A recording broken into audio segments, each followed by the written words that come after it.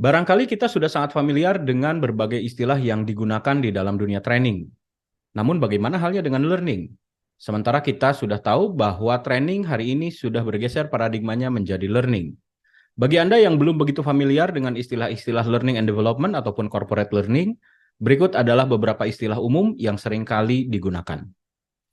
Yang pertama adalah learner-centric. Learner-centric merupakan istilah yang digunakan untuk menggambarkan suatu pembelajaran yang berfokus kepada kebutuhan peserta atau para pegawai. Dalam konsep learner-centric, para peserta atau pegawai merupakan bintang atau subjek dari pembelajaran. Jadi bukan merupakan sasaran ataupun bukan objek pembelajaran.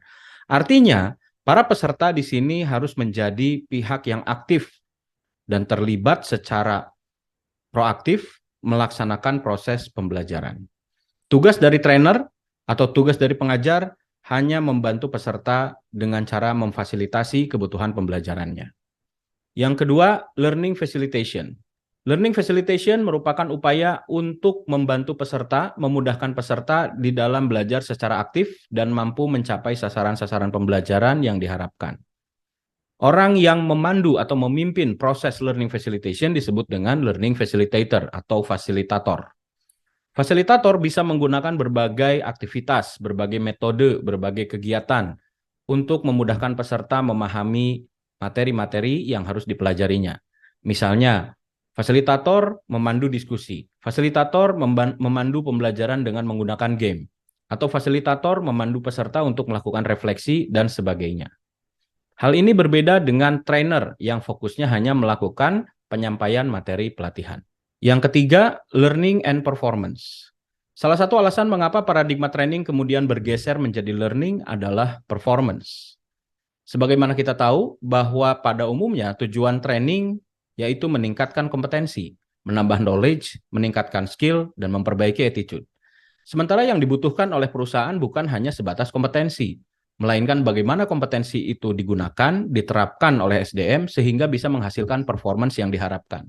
Nah, performance dari SDM itu kemudian akan berpengaruh terhadap performance bisnis atau performance organisasi. Oleh karena itu, performance ini menjadi fokus atau menjadi perhatian bagi setiap organisasi. Dan learning and performance adalah dua hal yang tidak bisa dipisahkan. Yang keempat, 70-20-10. Ini adalah model pembelajaran yang banyak diadopsi oleh perusahaan. Model ini dikemukakan pertama kali oleh Charles Jennings pada tahun 2007 berdasarkan dari penelitian yang dilakukan oleh Michael Lombardo di tahun 1998 bersama rekan-rekannya. Konsep 70-20-10 ini memberikan gambaran bahwa pembelajaran seharusnya banyak terjadi di tempat kerja atau in the workplace. Jadi 70% pembelajaran itu berlangsung atau dilakukan di tempat kerja ketika para pegawai berinteraksi dengan pekerjaan dan juga lingkungan kerjanya. Lalu kemudian 20% pembelajaran terjadi dengan menggunakan pendekatan coaching dan mentoring. Dan 10%-nya barulah dengan menggunakan training. Jadi menurut model ini, training tidak perlu banyak-banyak dilakukan. Tetapi upaya untuk membekali SDM dengan pembelajaran di tempat kerja itu jauh lebih penting. Yang kelima, subject matter expert atau biasa disebut expert saja. Subject matter expert adalah orang yang memiliki keahlian, pengalaman, memiliki knowledge dan skill yang mumpuni pada suatu bidang tertentu.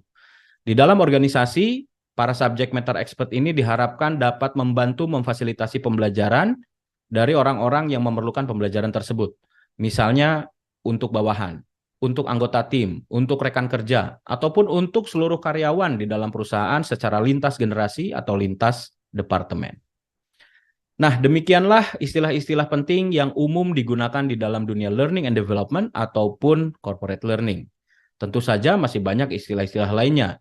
Dan jika Anda tertarik untuk mempelajari, mari belajar bersama saya di program-program pembelajaran yang diselenggarakan oleh Trainindo. Saya Muhammad Isman, sampai ketemu di sesi pembelajaran lainnya.